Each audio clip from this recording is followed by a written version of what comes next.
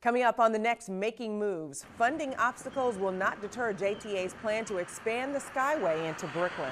A JTA board member is one of Jacksonville's women of influence. And we celebrate our first 5 years of Making Moves with a special look back at some of the people we've met along the way and some of the most important stories we've been able to share with you. I'm Joyce Morgan Danford. All that and lots more next on the Season 5 finale of Making Moves.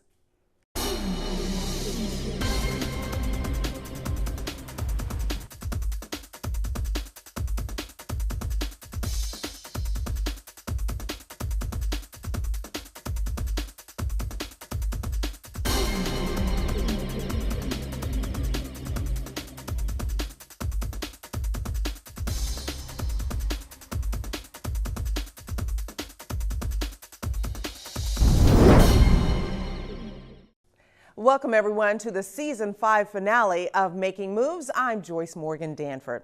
Our top story today, JTA had hoped to win a $10 million federal grant to expand the Skyway into the burgeoning Brooklyn neighborhood of Riverside. But when U.S. Transportation Secretary Anthony Foxx announced the winners last month, JTA's name was not on the list of 52 projects that will share the nearly $500 million in grant funding. Well, joining us now to talk about how this affects the JTA Skyway expansion plans into Riverside is Brad Thoburn. Brad is JTA's Vice President of Long Range Planning and System Development. Of course, Brad, welcome to the show, especially to talk about this Tiger grant. You know, we really were hoping that we were going to get that, but now that we have it, is there any explanation yet as to why we didn't get it, and what are your thoughts about it? Well, we don't have an explanation yet, but the U.S. DOT is really good about reaching out and meeting with folks who are interested in finding out why they didn't get the grant. Keep in mind, there were less than 1 in 10 actually received funding. In fact, there was $9 billion in applications or funding requested, and $500 million was awarded. So it's extremely competitive, and there are a whole lot of folks out there that are looking for explanations of why they didn't get funding. But it's really important looking forward because there will be future rounds, we hope, of Tiger grants, and we want to know how we can strengthen our grant, how we can compete better, or we want to know whether this is the type of project they're looking for in the Tiger grant itself.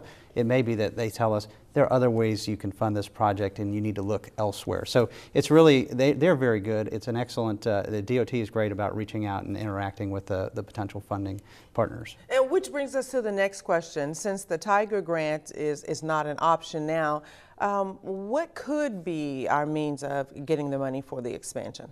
Well, right now we're thinking about, we're going to focus on, you know, future Tiger is a possibility, but then what we need to do is look at how we strengthen ourselves for future applications. And so one of the things we're going to do immediately is look at a long-range system plan for the Skyway, assess the technology so that when we have future opportunities like Tiger or other funding opportunities that come up, that we're better positioned, because we really feel like if we're taking a project forward that's part of a broader plan that involves, you know, maybe we've prioritized future extensions, we're looking at how it integrates with our bus system a little better, how does it interact with future commuter rail and the JRTC. All of those things help support future applications. So that's really the thing we're focused on right now. How do we strengthen ourselves in the future for future opportunities? And I think this is also what you were just talking about when we're talking about trying to maybe go into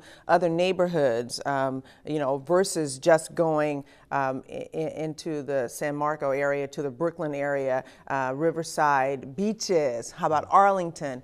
When we're talking about that, I mean, people would really like that. I mean, they voice that opinion, but how do you get it there? They do, and that's one of the things you hear, because a lot of folks who are critics of the Skyway aren't critics because they don't think we should have it at all. They think it should do more.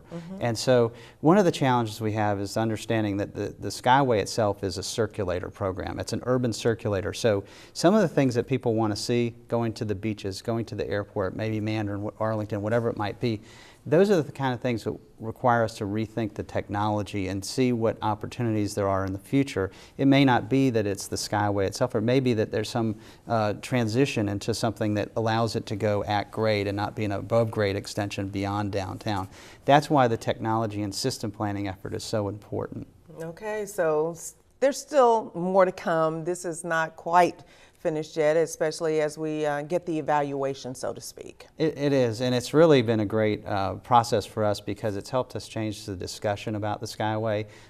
You know, our CEO has challenged not only us but the community to think bigger, and this is about all of that effort to really think big about where we want to be in transportation perspective as a community and what role the Skyway plays in moving people and strengthening downtown. So it's really started a positive discussion. Absolutely. Thanks so much, Brad. Thank you. And we look forward to hearing a lot more about that transportation and the Skyway. And if you haven't taken a ride on the Skyway lately, now is still a good time to give it a try. The JTA board has approved a plan to keep the Skyway free, that's right, free of charge, for another year. This will be the third consecutive year that riders no longer have to pay to ride the downtown trains. Since going free, ridership has skyrocketed to more than 1 million trips per year. In particular, the Skyway has been extremely popular with festival goers at events like One Spark, Community First Saturdays, and Art Walk. The 2.5-mile Skyway has 8 stops in downtown in San Marco and runs from 6 a.m. to 9 p.m. Monday through Friday. The Skyway is also open during select special weekend events, so be 1 in a million and take a ride on the Skyway. In other news today, it's expected to shave both minutes and miles off the commutes of thousands of drivers in northern St. Johns County and southern Duval counties. Of course, we're talking about the new 4-mile-long 9B connector. Phase 1 of the project, which runs between US 1 and Bayard to I-295 East between the Phillips Highway and Bay Meadows Road exits, was open to the public in late September. It will help alleviate some of the congestion between US 1, I-295 East, and I-95 for Duval County and St. Johns County commuters. There was one major change to the project from its original design. It's now much wider. Sanderson says that's a nod to the anticipated future growth in that area. Several construction projects throughout the state came in under budget, and that allowed for additional funding to be added to this project. And what we did with that additional funding was we added an additional 16 feet of concrete pavement onto the roadway. So while the initial plan was to open State Road 9B with 4 lanes, we will still open it with 4 lanes. However, in the future, when we need to expand to 6 lanes, it minimizes the disruption on the traveling public because we've already added that concrete pavement. And as you might imagine, commuters in that area are very excited to have the 9B option and the prospect of reducing their commute times. Here's what some of them told us. We'll be able to access the south side a lot easier, as well as get over the JTB a lot sooner. You'll be able to take out that whole section of US 1, which with all the construction, it just in the morning, if you do commute, super backed up. So we're looking forward to it. Oh, it'll impact us on a daily basis. We're very excited and hoping it really shaves off time on our daily commutes. You're watching the award-winning Making Moves, North Florida's premier source for transportation news and information. There's no better place to be on game day than Everbank Field watching your hometown Jaguars. And there's no better way to get to the stadium than on the JTA Stadium Shuttle. Single game tickets start at just $7. Buy your tickets online at jtafla.com, at the JTA Admin Building downtown, or at any JTA Stadium Shuttle lot. The JTA Stadium Shuttle, your game day ride for 19 consecutive years. Welcome back to Making Moves. Former JTA board chair and current member Ava Parker was recently honored by the Jacksonville Business Journal as a woman of influence. Parker was among 25 area women recognized at the Journal's 10th annual Women of Influence Award ceremony held at the Hyatt Regency downtown. Let me say something about JTAs because it's really because of you that I'm here today. So I want to thank my board members from the Jacksonville Transportation Authority and our director, Mr. Ford, for being here with me today. And you know, when you think about JTA, we are a part of what makes Jacksonville work. We move the community. So it's not just about the buses that you see, but it's the roads and the bridges that have made a difference. So I'm honored to be recognized by an agency that impacts and changes lives in our community. Parker, who is currently president of the new Florida Polytechnic University in Lakeland, served as JTA board chair for 2 years and was also the chair of the North Florida Regional Transportation Study Commission. Now some news on another former JTA board chairman, Michael Cavendish. Cavendish and his wife are avid art collectors, in particular modern art pieces. Well, now he is sharing that love with the community, and you can see it in a very unlikely place, the Jacksonville Landing Food Court. Cavendish is responsible for bringing this freestanding exhibit that takes graffiti and other forms of street art and brings them to the food court. It's called Hot and Fresh, and it's unique and thought-provoking, especially in its presentation, which includes a menu detailing the names of the street artists and their work. The attention to detail is remarkable, considering the floor is actually lined with checkered food containers. Jacksonville Landing officials like the idea because it's so different. Cavendish says his not-for-profit art exhibit serves two purposes in the community. Part of this is about getting the public reinvested in our downtown spaces, and certainly the Landing is our riverfront dining and entertainment asset, and it's probably the only one we're going to have for some foreseeable future, and so it's about getting the public reinvested into the Landing. The second part is education and enrichment in the field of contemporary art. Because it is different, but we're downtown, we're a festival marketplace, and this makes sense. While this is the first such art exhibit, Cavendish is already looking at other opportunities to showcase 21st century artists and their work. Of course, you can see this exhibit at the food court at the Jacksonville Landing through December 31st. Well, planning for North Florida's transportation future will get just a little help from our younger voices. That's because the North Florida Transportation Planning Organization is putting educators, engineers, and regional planners together to help students take a fun and educational look at mobility issues. The mentors and educators kicked off the Transportation Tomorrow competition sponsored by the TPO. There are 5 schools and more than 100 elementary, middle, and high school students participating.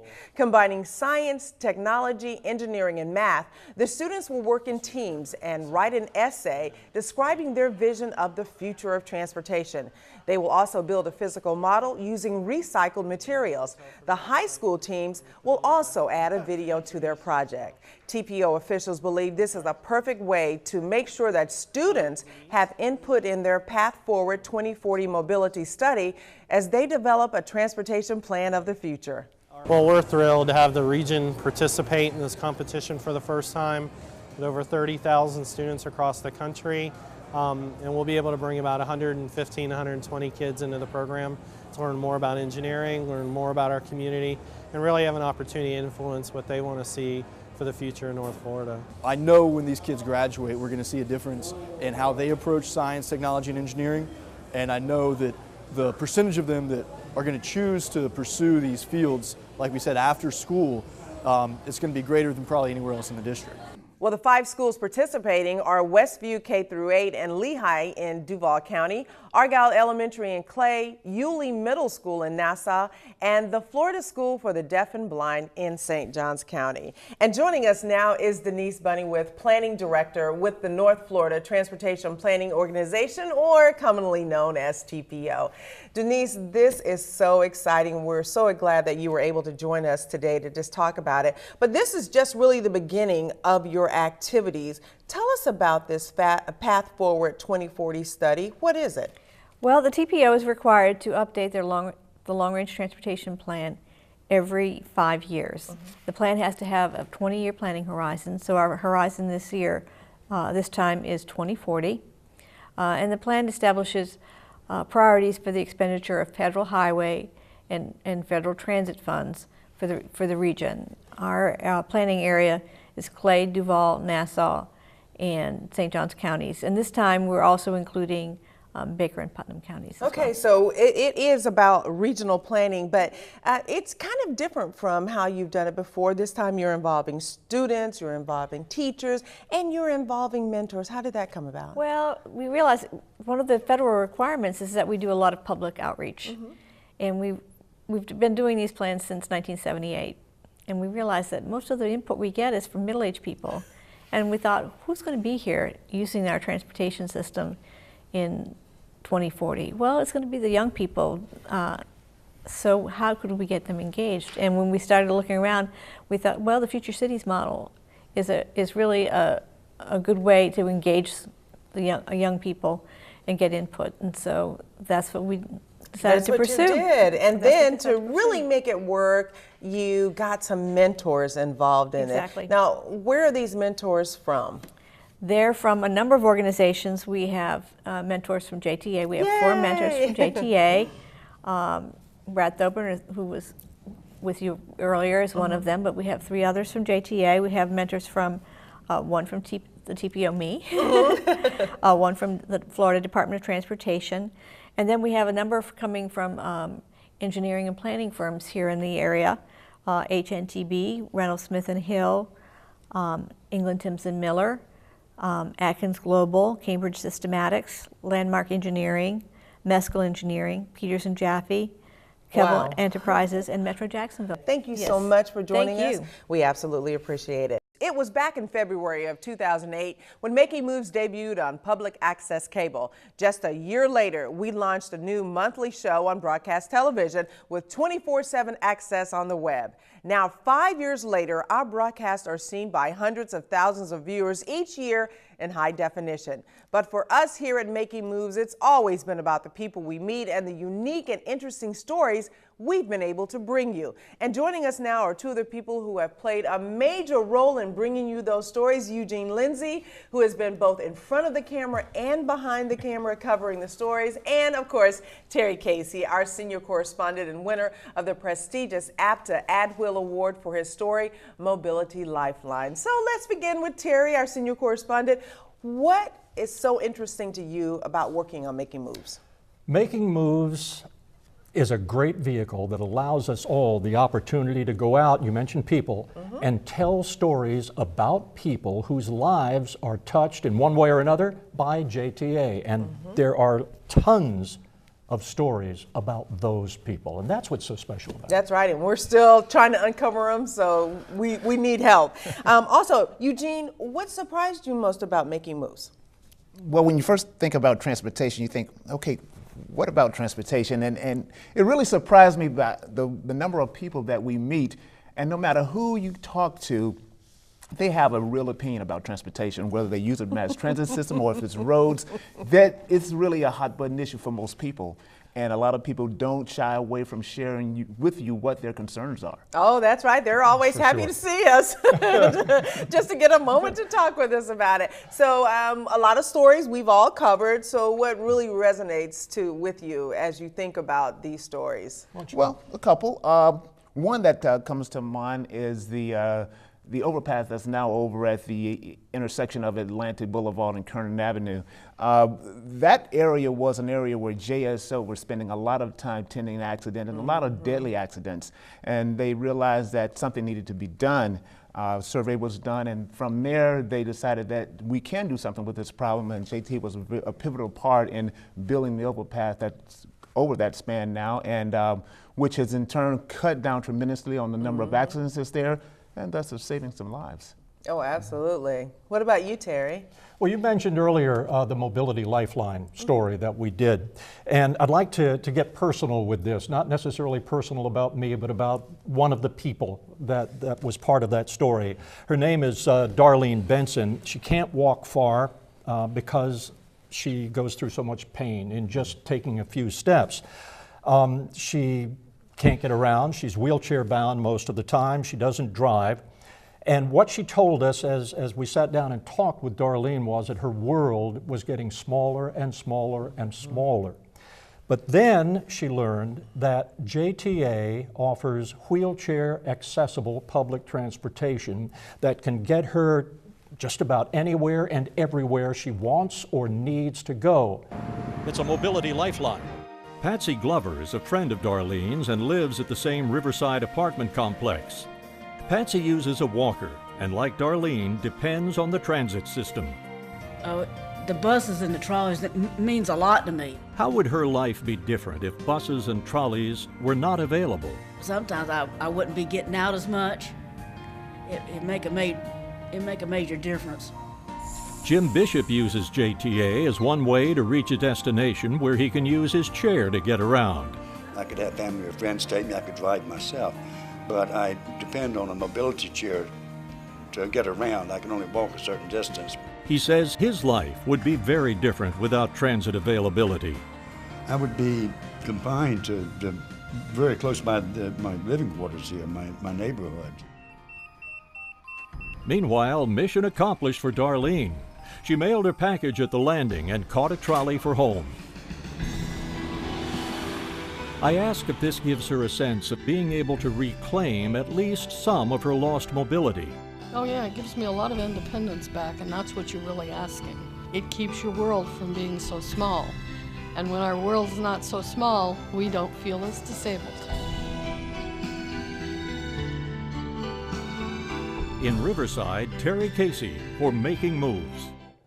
The difference and what happened, what changed for her after that was, as she put it, my world got larger and larger and larger again, and it restored her a sense of independence for Darlene Benson, as well as her mobility. And you know, that's what we can really do for people with JTA. It's all about the mobility, it's all about access to mobility, and just being able to be independent, get around and do what you want to do. And that was one of my best stories too, was about a 92-year-old Arlington woman, Bernadine Jensen. You remember that? Oh, we put that together. What a lady, 92-year-old. She could drive, but her kids told her don't drive. And so she wasn't driving, she was taking the community shuttle. Another story, you guys, the Dames Point Bridge, how everybody, before it was built, they thought bridge to nowhere, but how such an integral part of what we do daily is the Dames Point Bridge.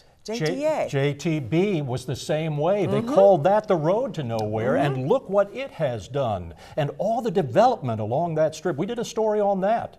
And that was the history of this area, and Northeast Florida in general is absolutely mind-blowing. It's wonderful. And you know, one more story that we cannot forget, and it's going to really be the one that's going to take us into the future, is the Regional Transportation Planning Study. Right. I mean, that is just so important to everything that JTA stands for now and wants to be to our entire region. So a lot of good things going on, and we're helpful. You know what? Eugene and I, during the course of the regional transportation study and the commission and all that, the hearings and everything, we visited every single county, in what would be the region, and it turned into a 6-month series or a 7-month series. Oh, absolutely. And if you think about it, our new CEO, Nat Ford, he has so much energy, he's so energetic, and he's ready to go, and he's ready to tackle what we need in this area to make us truly accessible to everyone and a mobility leader in the nation, really, if you think about it. So we have a lot going on. Nothing can hold us back, really. Nothing can hold us back. And you know, we appreciate you guys for helping us cover this and bring this to our audience. We appreciate you so much for that. And of course, just any favorite memory before we... Oh, favorite memory. Go. Well, it's always I'm fun. afraid. I'm afraid, guys. I'm just saying it's always fun being out there, meeting so many people. But one of the favorite memories I really got some pleasure in covering this story was when we dealt with the magnet school issue and the bus and students taking the bus. And I was just so, enthralled by the number of young kids who were taking JTA and utilizing JTA buses rather than school buses to get to their magnet schools. And that's really the future of transportation in Jacksonville. If we can get more younger people involved in utilizing JTA and mass transit, we could really open up as a real mass transit city. One of mine is sitting down with a 79-year-old gentleman who was in his 20s when he became one of the first black bus drivers in Jacksonville history. His name is Mr. Amos Ely, and his story took us through glimpses of the civil rights movement and its effect on Jacksonville, the changing face of Jacksonville, and what his first job meant to him. And I got to tell you, Amos drove for JTA behind the wheel for 36 years. And what a wonderful man he is, and a credit to JTA as well as just our city in general. Oh, absolutely. And one of my favorite memories has to be the new driver training. Oh, and I forgot. I got to say this is Ramon Farfan. On his bus route, he's known more by his badge number, Operator 1891. But veteran JTA bus driver Ramon Farfan is much more than just a number. He's a champion. 5 years ago, Farfan took his first stab at the local bus rodeo, which challenges the driver's skills behind the wheel. Since then, he's won 2 state titles and finished in the top 5 at the international competition. But Farfan craved more, and last month in Long Beach, he got more. Farfan worked out all the kinks to bring home the International Bus Rodeo Driving Championship to Jacksonville and the JTA. It's very difficult to do. It's not something that anybody could just go up there and compete and win. Our famous bus driver. Our famous bus operator for JTA. Yes. He's so delightful. He's so personable, and he's award winning. And talking about a man who loves his job, he really loves being a part of this. And it makes such a difference. And all of us love our job, and we also love our executive producer, Bill. Thank you so much. For 5 years, we're going on 6 years now. We certainly could not have done it without our team and the behind the scenes team that is with us in the studio every month. We appreciate them, and we appreciate FSCJ so much for making all of this happen for us. So we just, it's a thank you fest, definitely, but it's real. I got one more thank you. It's real. Yes. Folks who are watching right now, thank you. Absolutely. Thank you. You have made it so possible for us to do this. And we really encourage you to send us story ideas. Hit us on Facebook. Whatever you need to do to get in touch with us, it all makes such a big difference. And our Facebook page, by the way, is facebook.com/JTA Making Moves. So we encourage you to always stay in touch with us. And that wraps up Season 5 of Making Moves. We're so grateful you took some time to join us today. Remember, Making Moves is always available online at jtafla.com and on our YouTube channel, JTA 904. You can also find exclusive web-only content on our Facebook page. And of course, we'll be posting some of our favorite stories from previous seasons, so please be sure to check it out. On behalf of CEO Nat Ford, Executive Producer Bill Milnes, and the entire Making Moves team, I'm Joyce Morgan Danforth. Thank you for 5 great years, and we'll see you next time on our Season 6 premiere.